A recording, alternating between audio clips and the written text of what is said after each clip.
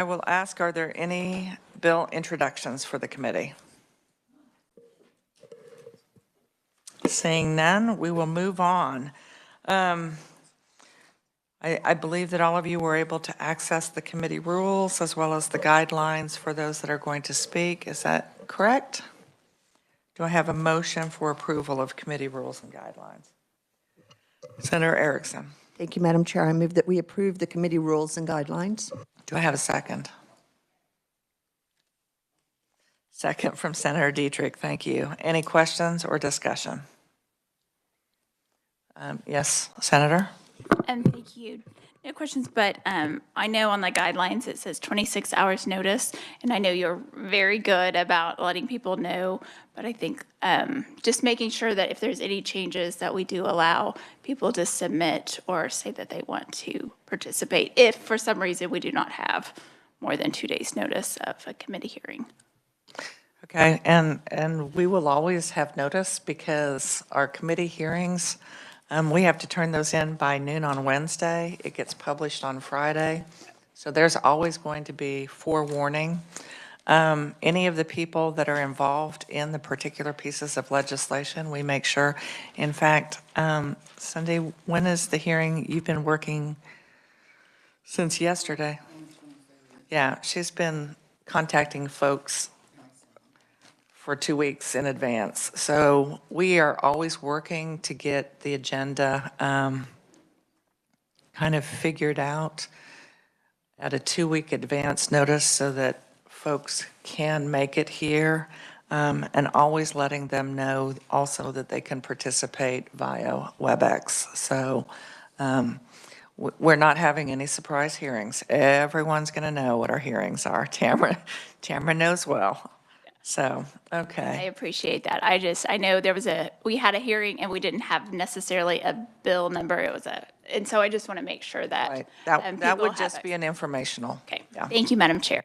Okay. Any other questions, discussion? All those in favor, please say aye. Aye. Opposed? That passes unanimously.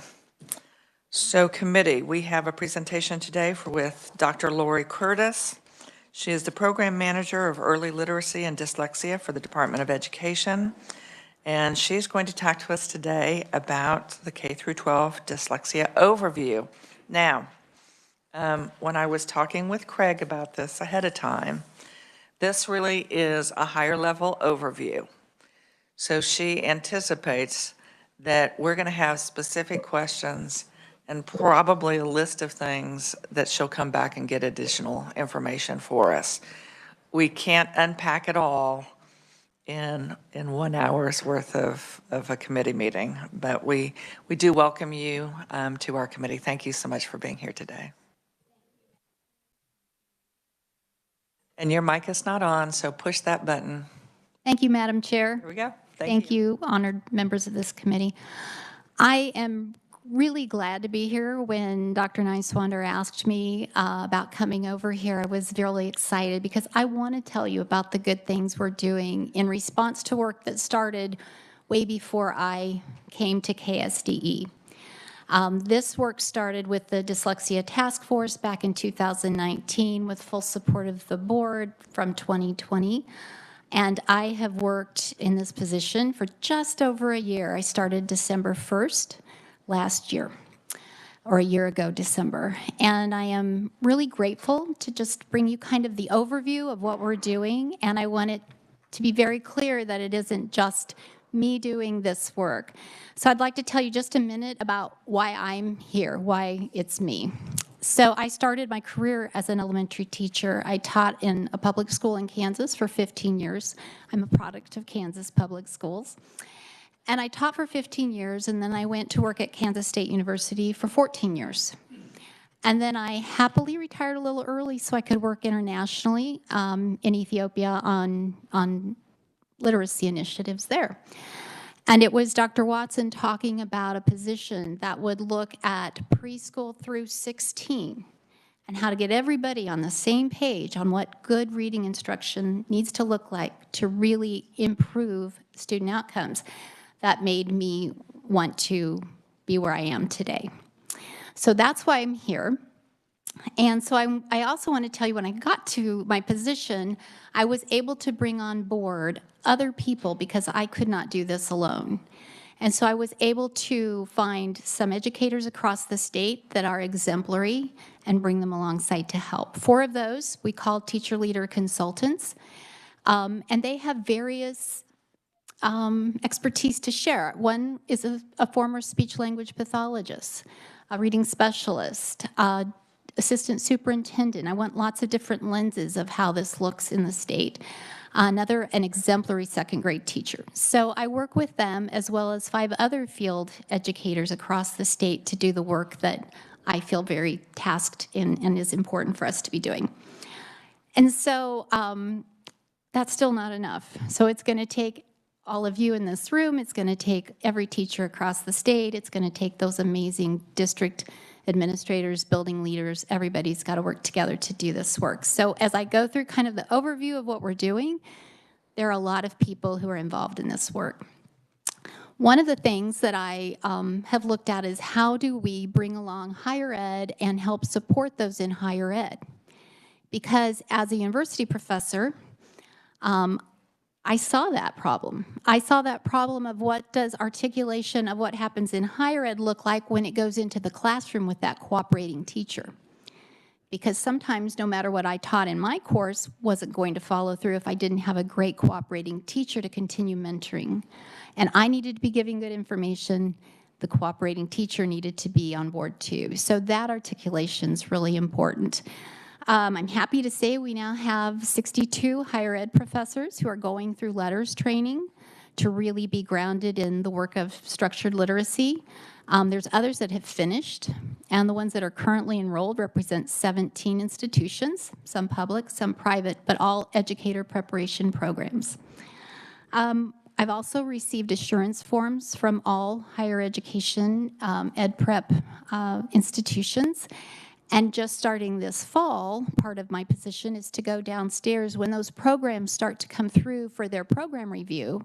I look at that. And I look to make sure that they do have assessments in place to make sure their candidates understand the science of reading. And I do look to make sure that they are giving us the data from their assessments so that we're following through with that. So that's another part of my position. I also have spoken at the unit head meetings to invite others to be in the letters training, and also I've offered to help provide guest lectures or modules of study to help. So another thing I've done is gone and spoken with the Association of Teacher Educators and the Kansas Association of Colleges of Teacher Education, those organizations, to make sure they understand what the dyslexia initiatives look like in the state, so we can get the word out to what those programs who are preparing teachers need to be including. Moving on to the K-12 work that I'm doing, I'm part of the meetings that occur weekly with the letters facilitator at the state level to look at how our numbers are going with that. And the rest of the work I've done, when I first got here, I sent out a survey asking the field, what do you feel you need? What is the best way for us to support you as you move from balanced to structured literacy? Or what are you wanting professional learning to revolve around?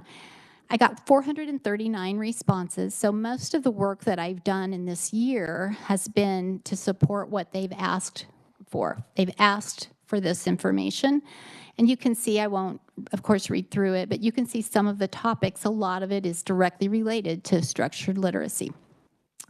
Another thing we did on request from the field was to create a structured literacy walkthrough tool for administrators to use. So when they're trying to support their teachers, they know what they should be looking for. And also teachers know what should be in place in their classrooms, what will administrators and literacy coaches be looking for. So we did professional learning via Zoom, so a lot of people could attend on that. And that is getting ready to be posted up to the KSD Dyslexia website. We've also had a study on shifting the balance, helping our teachers move from balanced literacy into structured literacy. And our teacher leader consultant who led that work had actually experienced this and was, I think, totally the right person to provide this piece of professional learning because she had lived what it's like to really move practice and to encourage others to try new things and follow the science of reading. As you look through the thing we're getting ready to start next Monday, or the 23rd of January, is actually how do our middle and secondary teachers support those kids that are struggling with reading at those grade levels, because we have them.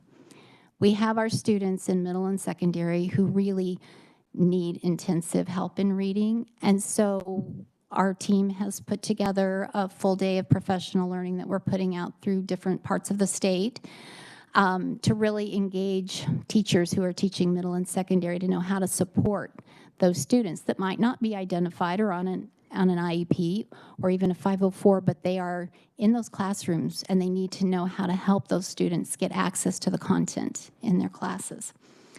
Last night, we had 51 educators from 5 to 6 at night. So this shows you the commitment of our teachers to come late at night after they've taught all day. We have teachers and administrators who came to a webinar that I had arranged for Dr. Suzanne Adloff, who was actually a KU grad. She's a top reading researcher. She's at the University of South Carolina now.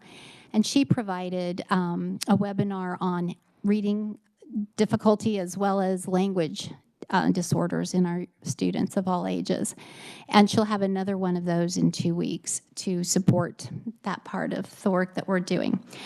We do screen our students K-12 3 times a year using a universal screener, and that screener doesn't diagnose dyslexia. That lets us know who's at risk for dyslexia, and then part of the support that we give is to make sure districts understand then what to do. What type of supports need to be there, what type of diagnostic work needs to be involved. And since the Dyslexia Task Force had completed their work, we were looking at how to continue making sure that the dyslexia initiatives are continuing, and we also expand to working with all students. And so we're in the process of creating the Literacy Advisory Council. That will start January 26th. It's going to represent various lenses. I have small districts, large districts, Western Kansas, North, South, teachers, parents, administrators, lots of different voices, so that when we do want input from the field, we want someone to look at something from a lot of angles, like any review of screening process or anything. We have a body of smart people to look at this to help guide us as we're thinking about other decisions that could be made. So that will be starting. We will do that via Zoom, so we'll have more opportunities for people across the state to be involved in it. And I will wait in a little bit for questions, but I want to just talk to you a little bit about my vested interest in this as well. I have 7 grandchildren, and the youngest inner city Detroit, Michigan. They moved to Eastern Kansas this summer for the schools. They moved because they felt, with the Down Syndrome Innovation Center as well as the schools, they wanted their kids in a strong public school. And I will be honest also that my 6-year-old grandson, who was a preschooler during COVID and then had a very difficult year with an unlicensed teacher in Michigan, when he came, he was behind. He had family that read to him all the time. He had a grandma that read to him and sent him a lot of books. But he didn't like school. He's the one at the beginning of school who had the big frown in the picture. You know, his 2 sisters are all smiles, and he's like. So last Sunday, I went to my granddaughter's 10th birthday party, and my daughter handed me our grandson's note from his teacher. And I hadn't looked at it this fall, but it was included. All the information was there from fall. And he was below benchmark in a lot of things. And he now is above benchmark in a lot of things. And I wasn't just impressed with the work that first grade teacher did, but how she communicated it with my daughter and her husband. Because she made it very clear where his strengths were, what they were doing at school, what they could do at home. And I felt so proud of the work our Kansas teachers do. They work hard every single day, just like our students. And so I thank you for the work you do and any work you can do to support us across the state. I'm very passionate about the work I do, and I would be totally open to any questions that you might have or other information you might want. Thank you. So committee, let's ask questions. We'll start with Senator Dietrich.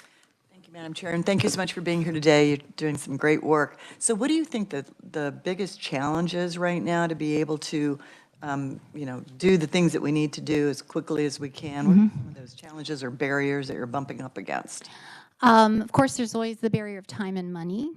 But right now, I think one of our largest ones is the shortage of substitute teachers. For us to get our teachers additional training, to bring them together, to give them solid professional learning, it takes time out of their classrooms. And they're very dedicated to the students in front of them. If any of you have been a teacher, you know how hard that is when you leave your students with a substitute. We need qualified subs. So that is a problem with us getting our training to teachers. They're doing a lot of it on their own time, on their weekends, away from their families. You sure can. Thank you for that. So at one point, I was on that dyslexia task force. At one point, the issue that we were concerned about was the cost of the letters training. Is that insurmountable? Are districts able to find ways to fund that? Yes, Your thoughts on that? with the $15 million that's been allotted for that, that's being used for that. It is open to PK through third grade right now. And we're looking at that and actually getting ready to survey those that have not participated to find out why, to decide how that money can be wisely spent. Senator Erickson and then Senator Sykes. Okay. Thank you, Madam Chair. Thank you so much for being here. I think literacy has been shown to be one of the most important things that people need in order to be successful in whatever area they choose to pursue. So thank you for your work in this. I just have a couple of questions as I've been looking at this, and I'm curious to get your perspective because you piqued my curiosity when you said, you'd been to, was it Ethiopia to do this? So it got me curious as to how the U.S. compares globally as far as literacy rates. And so it was a little surprising to me, and I've just been looking up a little bit that the global literacy rate is 86.3%, and the United States literacy rate is 79%. And it's obviously higher amongst developed nations, but even a lot of underdeveloped nations have a higher literacy rate. So I'm curious from your expertise and your experience, what you might say about that and attribute that to. Well, one thing I think we need to consider, and I don't have the actual studies to tell you, is in a lot of countries, not just developing, but all different countries, they don't teach and assess every student. So sometimes those numbers that we're looking at aren't looking at numbers like we would look at in the state of Kansas or in the United States because they're not educating every student. The literacy rates in Ethiopia are dismal, which is why a group, a nonprofit I work with, we've started a reading summit to even provide a place for these conversations, like you get to have in your committee or we get to have across the street at KSDE, a place to really try to problem solve some of these issues. But it's really important when we look at those global literacy rates that we look at what the country's measuring, because sometimes we're not measuring every student or educating every student. Thank you. And when I am when I'm referring to those literacy rates, this is adult literacy rate. So this isn't necessarily school-age children. These are adults who have obviously somewhere along the line been able to get some level of reading that I would think would, because this is the World Statistic Organization. So World Bank. yeah, to your point, I understand it may be different, but we're not talking about how they assess school children. These are adult literacy rates. I can't really comment on that because I'm not sure how they've identified the adults to assess, so I'm sorry. Oh, no, that's fine. Thank you. I was just curious. Thank you, Madam Chair. Senator Sykes, then Senator Straub, and Senator Petty. Thank you, Madam Chair. Senator Sykes from District 101. Thank you, Dr. Curtis, for being here. You were kind of hitting it on that letters and how many teachers, and I know you'll have more information after you survey those, but what is the percentage of teachers statewide in that pre-K through 3 that have participated? Are you hitting every district? What is kind of the parameters there? Right now, every district can participate. PK through third grade teachers can participate. And I think we're at 38%, but I don't know the number of I think I might have it on that form. 3,700 are enrolled right now. Yeah, I see the 3,400. Oh, 34. But do you have participation from every district in that number? That is something I'm not sure about. I know it's across the state, but I don't know if every single district is. But I can certainly get that information. If you can get that, I would greatly appreciate it. And I know as you Absolutely. survey those who have not participated, that would be great. I've asked Dr. Proctor to write down anything you're asking me, so I remember to bring it back. Very much. Sure. Good. Senator Straub. Thank you, Madam Chair, and thank you, Dr. Curtis, for your great presentation and sharing the personal story about your grandson. So that kind of leads to my question. Do you know exactly what his teacher, what tools she was using to get him there? And has she been through the letters program? Do you know I don't? That was just last Sunday, and I haven't frightened her by showing up with my KSDE badge on and saying, "Oh, thank you for that note." I haven't, but it does make me very curious, so I probably will check that out. But It'll get back to her. Yeah.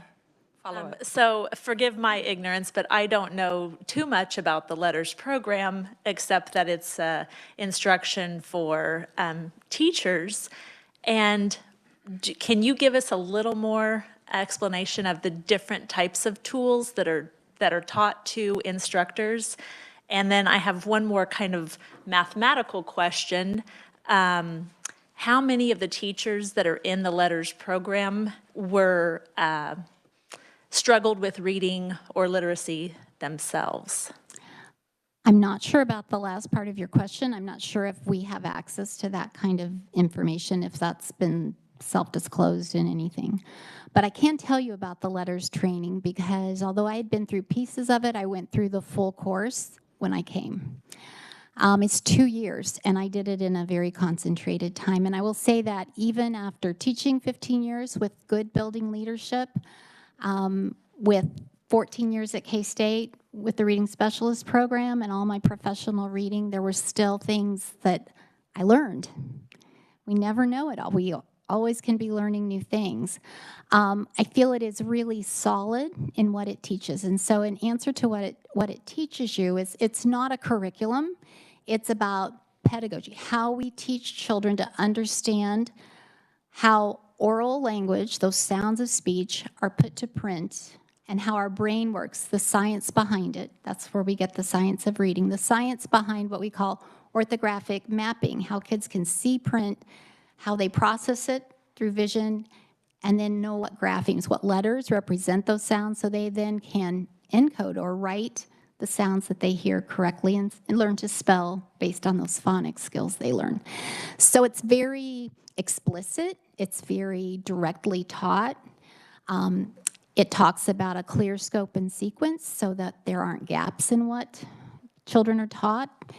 And it looks at then moving on from these individual sounds to the letters, to the phonics patterns, to looking at words, prefixes, all types of affixes, sentence structure. And then the year 2 goes into what does that also look like for our older students in comprehension and how all of that plays together. So it's very comprehensive, but it starts with the oral language, which is the basis of what children need for reading. Does that answer your question? It does, thank you.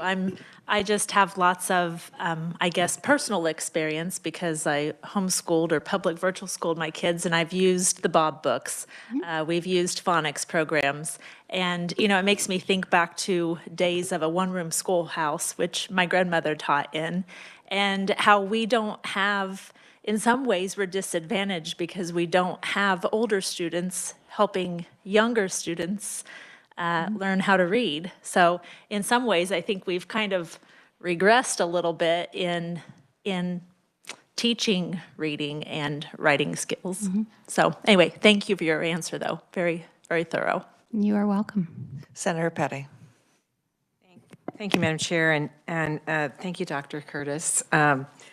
It's for me, I did teach for 36 years, and I did teach primary, but it's like, okay, I'm sure there's some place that I can go and reference the difference between balanced literacy and structured literacy model, because you're saying through the LETRS programs that those that are involved are going through a 2-year process. Is that a 2-year process to move from the balanced literacy to the structured literacy model? It starts at the basics, so it's all about structured literacy. But for me to give you kind of the insight on the difference, because I'm here before you saying I taught using balanced literacy, right? So when we know better, we do better. That's something you hear people say. So I was that teacher. So in balanced literacy, we use something called a 3-cueing system, where we ask kids to look at the letter that something begins with, but also look at the picture. What do you think that could be? What do you think that word could be? Rather than really systematically having kids look at the letters, we have to teach our children to decode. So it's explicit decoding. And then in our guided reading or balanced literacy, we often would put our students in leveled books that were very predictable. And so once the children figured out the pattern, they were able to read the book. And it felt really good to me as a teacher because it felt like they were reading. I was excited as a kindergarten teacher when my students were doing this, right? But the reality is, as those kids get older and those pictures start to go away, they're stuck because they've never really learned decoding. So one thing you asked about barriers.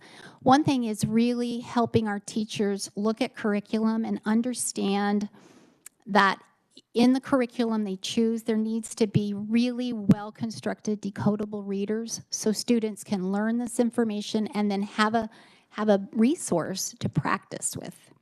You can't then just hand them a leveled book that isn't maybe even using the phonics patterns that they've learned. They need practice reading in a decodable reader, but then our teachers also need to know when do they move on to other things once the kids have mastered those skills. So the balanced literacy doesn't really draw a child's attention as much to the individual decoding piece, but it doesn't mean that it's just decoding either. Reading aloud to children, engaging them in exciting books, asking them questions before, during, and after reading, that's all still part of structured literacy because it's part of the vocabulary and the background building and important parts. But we know with those students that are really beginning readers, they need that structured, explicit teaching, and that's where the LETRS training comes in. So do you believe that there are programs that are, that in Kansas and our school districts that they have, well, I'm thinking of my own, but my own work, that they have used or are using that are kind of between the balance and the structure? So it's not just, it's not that we haven't probably been doing this, but maybe not as deliberate? Yes. That's kind of the reason why we did that shifting the balance study. We want teachers to be wise consumers of the curriculum they're using. And there's been a statewide PD that one of my TLCs has done called 90-Minute Block Party. And the work of that day was to have teachers bring in their curriculum to look at a really good rubric that identified the depth of what needs to be in a structured literacy curriculum and see how they lined up, and then also to provide them with resources for where to go when they see a gap they need to supplement their curriculum. Because there isn't one curriculum that will do everything. We need to make sure they have the tools they need to know what's missing and how to fix it. Just one last. Okay. I could talk about this all day. And I could ask a bunch of questions. I could listen all day. I love it. You mentioned about the screening tool 3 times a year. Is that part of screenings that are already going on? So this is just, okay. That started with the work of the Dyslexia Task Force. And I think that's important, and I appreciate that you continue to kind of reiterate that. Because there absolutely has been a large period of time in Kansas where we haven't been doing this. And so we are still, boy, baby steps are frustrating, but pretty soon, just like those toddlers that once they get those first steps after they've been cruising around the furniture, then they're really fast. I think that we're almost there. I still feel like we have school districts, obviously our universities are still cruising around the furniture, but we'll get to walking and eventually running.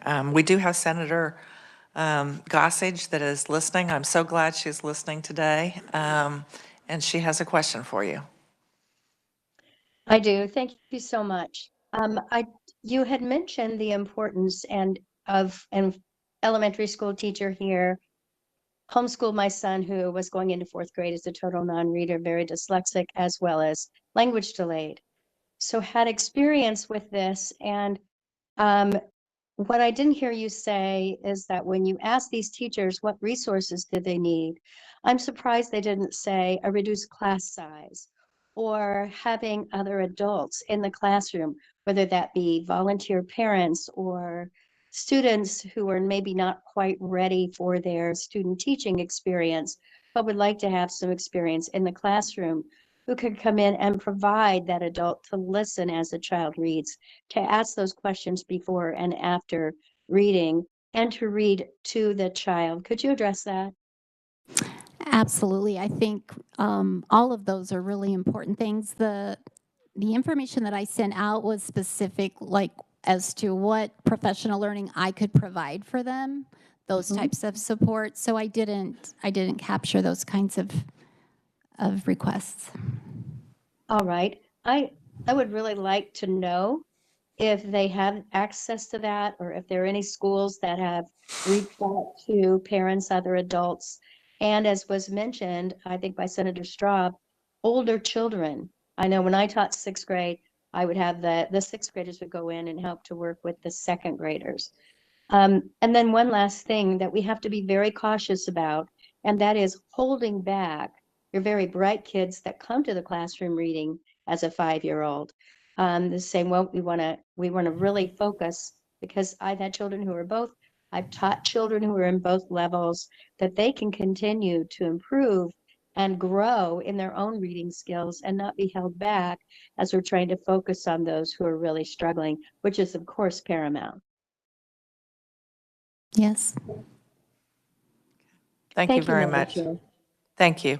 We're going to go back to Senator Erickson.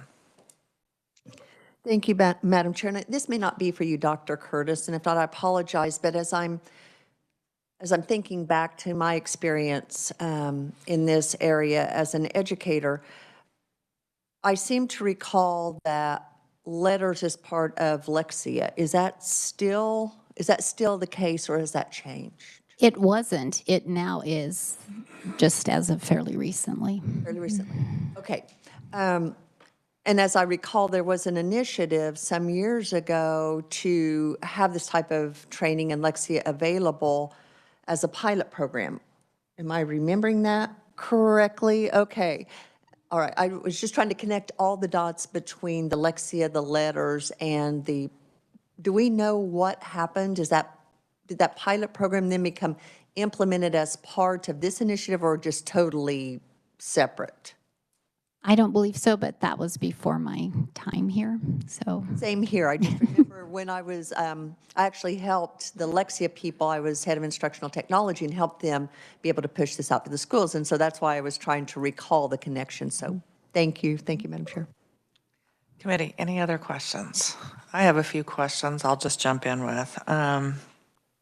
So, I had seen on the calendar within your area, within the dyslexia area on the website, and had seen that session that was last night that was offered by Dr. Adloff. And so I'm curious, so can parents, can community members go ahead and participate in some of these sessions that you have on the calendar? Absolutely. I would love anyone to participate. I have, it sounds like an advertisement. I have a listserv. If you would like to be on my listserv, you'll get our newsletter, the newsletter I put out, which has all of those opportunities on it, and you can register. Those are all free opportunities for anyone. It'll also be, I recorded it, and it will be placed on the dyslexia webpage, so you'll be able to access it there as well. I'm thinking that you can just go ahead and put all of us as committee members. Happy on that to. listserv, because I think that would be wonderful. And I think also as legislators, our weekend legislative coffees are starting up very soon, and that's the kind of information that I want to be able to share with parents, because I think that's very powerful. Now, mine is early literacy, dyslexia are the topics that I get all those emails, Dr. Proctor. So talk to me, I see that we have someone here from KESB, but I'm curious, so are they helping support get the word out to school boards and school districts? So can we get a report on that sometime to find out just what is KNEA doing? What's KESB doing to help in conjunction with getting this message out to schools, to school board members, to teachers, that this is something that we're all in together?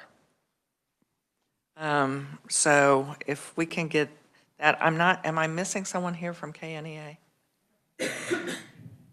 I'm not seeing anyone. I will get the word to them also, but we do want a follow-up report on that, just as far as what are these other groups doing to help support get this message out there.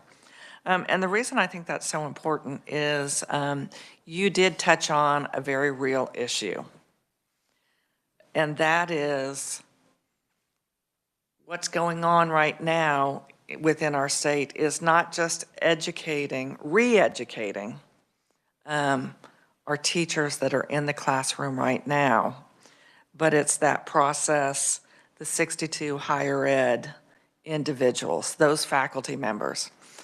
And I guess my frustration, I appreciate that they're doing that now, but those of you that were members of this committee several years ago, we put out a carrot in the budget process that any college or university that had an elementary ed program, they would get $30,000 if they implemented by fall semester, where they had converted their reading training to the letters and the structured literacy and science of reading.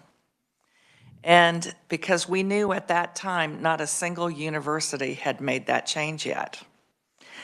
Well, it was interesting, and my assistant can vouch for it. Within 2 days of that amendment being discussed in this committee, within 2 days, we heard from every university.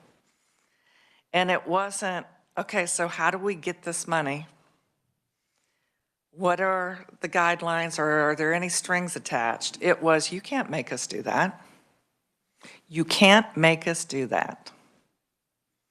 You're right, we can't, as a legislator, I couldn't make them do it. But now, what happened is we had 3 more years of kids graduating with an elementary ed degree without that training. And so they're going to have to commit 2 years worth of coursework to get retrained, those of them that are teaching now. And higher education faculty are going to have to relearn so that they can teach. And to me, it was very frustrating because, Senator Dietrich served on the task force. It was something that they never thought would happen, at least parents that had children that had been dyslexic, because they had come to the legislature for 12 years trying to get a task force formed. And because the House committee approved it and got it out of the House at such a late date, they were certain that on the Senate side, we wouldn't have time to have the hearing on it oh, we had a hearing on it, and we got it passed, and we got it moving forward. But that was so many years ago. So the crawling stage was a long time coming from a developmental standpoint. It was a long time coming. And so there are a lot of parents that are very frustrated. And we actually, it was interesting because the hearing was not about dyslexia, but it was about suicide training that we mandate in our schools. And we had children that came and testified, and they were struggling readers. And their thoughts of suicide is what they shared with us. And so by us finally getting to the point where we have 62 college professors, I would venture to say many of them are tenured professors. College professors are now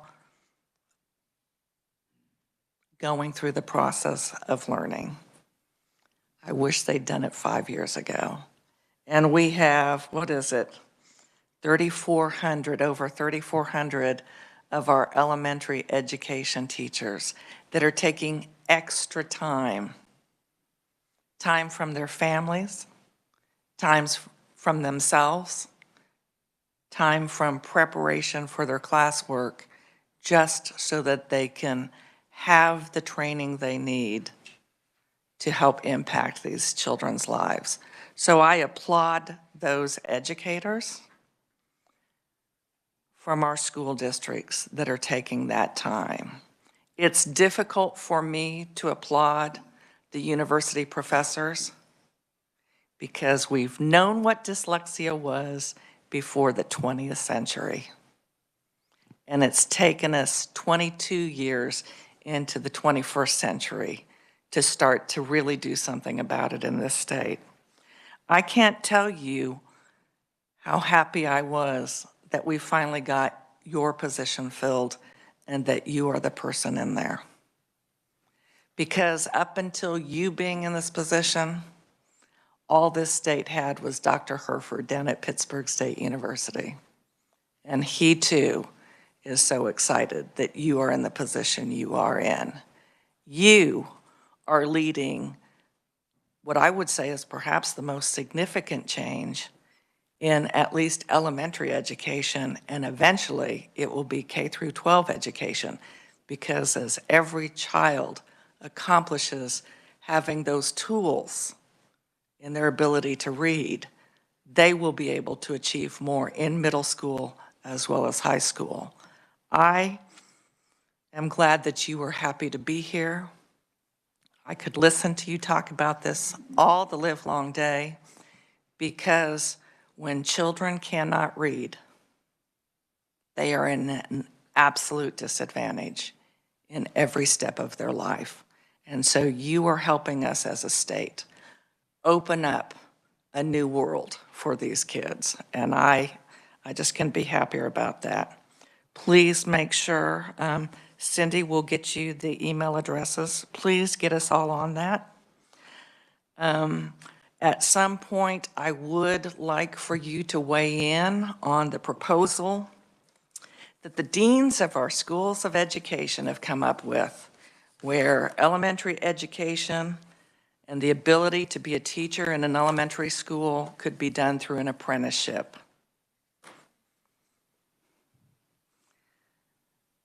Because an apprenticeship is not going to teach them structured literacy or the science of reading. So I know the State Board of Education is giving consideration to that, to what the deans of our schools of education are considering. Somehow they've just now recognized that we have a reduced number of teachers in our public schools and a reduced number of students in our university schools of education, even though we've known about that for years and years and years. But they have awoken to that, and they are looking at an apprenticeship. And I have to tell you, quite frankly, that troubles me specifically when we're thinking of elementary education, because that is where that foundation and those building blocks for middle school and high school will be. We don't have any other questions, but I do have an ask. I actually thought Craig would be here, and he's not. So please share this with the Department of Education. I was told today that we have a number of schools that are offering ASL, American Sign Language, as foreign language classes for students.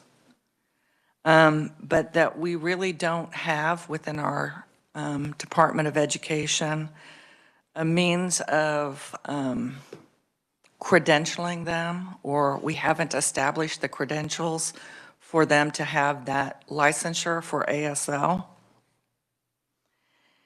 And it is troubling to me. I was told in one particular school district, what they have given is those emergency substitute teacher licenses. And that at least 2 of them that are teaching the ASL courses are under emergency substitute teaching licenses. Now, American Sign Language is addressed in our universities as a foreign language. So I'm not disputing that. But I do think back to when I taught at the high school, and I did teach in the English department. Every one of the faculty members at my high school spoke English. We did not want the folks that didn't have the credentials to be in an English classroom, that didn't have the license to be teaching secondary English, to be teaching that course, even though they all spoke English. We need to, if we are paying for faculty members to teach a course for a child to earn high school credit for a language, it needs to be someone that has the credentials to be teaching that course. So could you please make sure, I would like to know, what are the school districts that are teaching American Sign Language as a foreign language credit? And what guidelines do we have for them to, for the teachers to be actually determined as having credentials?